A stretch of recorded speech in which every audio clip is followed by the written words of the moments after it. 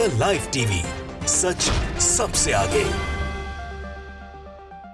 दोस्तों, इजराइल और फिलिस्तीन को लेकर दुनिया दो हिस्सों के अंदर बटी हुई दिख रही है। कुछ लोग इजराइल का पक्ष ले रहे हैं, तो बहुत बड़े एक वर्ग की अगर बात करें तो वो कहीं से भी इजराइल का समर्थन नहीं कर रहा, लेकिन न्यूट्रल है इस पूरी लड़ाई में। और बहुत से लोग वो भी हैं, बहुत से देश वो भी हैं जो फिलिस्तीन के समर्थन में इजराइल की आलोचना भी कर रहे हैं, कुछ मदद भी कर रहे हैं। लेकिन अभी इस बीच में, सबके बीच, ओबामा का एक बयान जो है वो सुर्खियों में है। बराक ओबामा जो पूर्व राष्ट्रपति हैं यूएस के, जिनको एक बहुत सफल राष्ट्रपति के तौर पर देखा भी जाता है, उन्होंने, जिनके बारे में बहुत सारी डिबेटेबल पॉइंट्स हैं, लेकिन उन्होंने जो बयान दिया है वो शायद एक बहुत चौंका देने वाला बयान यूएस के लोगों या यूएस की सरकार के लिए कम से कम हो सकता है। ओबामा ने सीधे तौर के ऊपर चेतावनी दी है इजराइल को कि वो जिस तरह से एक्शंस ले रहे हैं गाजा में, वो बहुत भयावह तरीके से बैकफायर भी कर सकते हैं। हिंदुस्तान टाइम्स ने लिखा, Obama warns Israel एमिड war with Hamas, says actions in Gaza में बैकफायर। उनका कहना है कि जो मानवीय नुकसान हो रहा है वो शायद नस्लों तक नुकसान देगा। और ये अपने किसी बयान में जो बातचीत में कहा है, वहाँ उन्होंने ये भी कहा कि हम 9/11 से जो आफ्टर मैथ थे जो हमने किया, उसकी गलतियों से बता रहे हैं कि ये सही नहीं है। अगर आप इसको कर रहे हैं, जैसे द गार्जियन ने लिखा है इसको, Obama criticises Israel decision to cut off food and water to Gaza. Obama ने इसकी भी निंदा करी है कि कैसे आपने गाजा में, जो एक तरह से आम नागरिक वहाँ पर शहर की कैद में है पहले से, उनके खाने पीने के एड को, पानी को के एड को, खाने की एड को रोकने का काम किया, वो निंदनीय है। ओबामा ने इसकी आलोचना करी है और सीधे तौर के ऊपर इजराइल की सरकार के ऊपर ये कहा है कि आप बिजली, पानी, खाना, एक कैप्टिव सिविलियन पॉपुलेशन जो गाजा में है, उसको आप और हालात बदतर करने के अलावा, जो मानवीय हालात है वो बद से बदतर करने के अलावा कुछ नहीं कर रहे हैं। इसको बयान ने लिखा है कि Israel Palestine war, some Israeli actions in Gaza can weaken international support Barack Obama. Barack Obama के इस इंटरव्यू से बहुत सारी चीज़ें निकल के आई हैं। बराक ओबामा के इस इंटरव्यू में उन्होंने ये भी कहा है कि इजराइल के जो एक्शंस हैं गाजा के ऊपर, वो कमज़ोर कर सकते हैं इजराइल का इंटरनेशनल सपोर्ट। इजराइल को जो अंतर्राष्ट्रीय समर्थन मिला हुआ है, बराक ओबामा का कहना है कि वो इस सब से, इस तरह के अमानवीय हमलों से कमज़ोर हो सकता है और नुकसान आखिरी में इजराइल का ही होगा, जब उसके समर्थन और उसके समर्थक कम हो जाएंगे अंतर्राष्ट्रीय स्तर पर। जो लोग आज समर्थन में खड़े हैं, जो देश, वो भी सोचने को मजबूर हो जाएंगे कि किस तरह के हालात इजराइल ने गाजा के अंदर बनाए।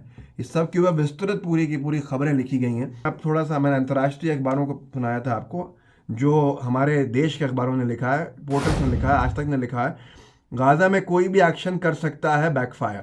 हमास से युद्ध के बीच ओबामा ने इजराइल को चेताया। ओबामा अमेरिका के राष्ट्रपति रहते हुए गाजा में हमास के खिलाफ संघर्ष में इजराइल के आत्मरक्षा के अधिकार का समर्थन करते रहे हैं। हालांकि उन्होंने स्ट्राइक में मरने वालों की संख्या को बढ़ते हुए देखकर इजराइल से संयम बरतने की अपील करी है।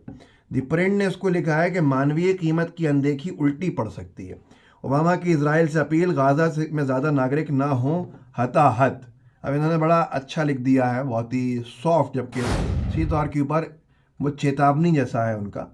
पूर्व अमेरिका की राष्ट्रपति बराक ओबामा ने तेल अवीव से 9/11 के बाद अमेरिका की गलतियों से सीखने का आग्रह किया और चेताया कि उसके कार्यों से वैश्विक समर्थन खत्म हो सकता है और शांति के प्रयास कमज़ोर हो सकते हैं। ओबामा ने जो कहा है उसका हिंदी अनुवाद करके उन्होंने लिखा है, द प्रिंट ने, कि ओबामा ने जो बयान जारी किया है उसमें इजराइल की बमबारी के कारण फिलिस्तीनी, खासकर बच्चों की बड़ी संख्या में मौतों पर चिंता जताई है। ये भी उन्होंने कहा, किसी भी तरह की इजरायली सैन्य रणनीति जो मानवीय कीमत को नज़रअंदाज करती है, आखिर में उसका उल्टा असर हो सकता है। पहले ही गाजा पर बमबारी में हज़ारों फिलिस्तीनी मारे जा चुके हैं, जिनमें से कई बच्चे हैं। उन्होंने कहा कि नागरिकों के लिए भोजन, पानी और बिजली काटने के इजराइल ने कदम इजराइल के लिए वैश्विक समर्थन को ख़त्म कर सकता है। आने वाली पीढ़ियों के लिए फिलिस्तीनी रवैये को सख्त कर सकती है। वे इजराइल के दुश्मनों के हाथों में खेल सकती है और क्षेत्र में शांति व स्थिरता हासिल करने के दीर्घकालिक प्रयासों को कमज़ोर कर सकती है। ओबामा का बयान तब आया जब गाजा में जो फ़िलिस्तीनी अथॉरिटीज़ हैं, उन्होंने आंकड़ा जारी किया है कि हालात इतने बद से बदतर हो गए हैं कि 5,087 लोग मारे गए हैं गाजा में, 15,273 लोग गाजा में घायल हुए हैं और महिलाएं और बच्चे जो मारे गए हैं वो 62% हैं इस सब में। खुद सोचिए कि कितना बड़ा मानवीय नुकसान हो रहा है, कितनी ये विश्व लीडर जो होता है, दुनिया के लीडर्स में से उनकी एक पहचान होती है कि वो अंतर्राष्ट्रीय विषय जो होते हैं, अंतर्राष्ट्रीय जो मामले होते हैं, अगर वहाँ कोई ज़्यादती हो रही है तो उस पर अपना पक्ष रखने में बैलेंसिंग करने के बजाय साफ तौर के ऊपर समझाने का काम करते हैं, समझाइश देने का काम करते हैं। ओबामा ने जो बात कही है उसका जो मूल सिद्धांत है, जो उसका मूल जो कंटेंट है वो ये है कि उन्होंने जो 9/11 के बाद, जो वर्ल्ड ट्रेड सेंटर के बाद जो भी एक्शंस लिए, उसकी गलतियों से जो सीखा है उसके बारे में जानकारी दे रहे हैं वो, और कुछ नहीं।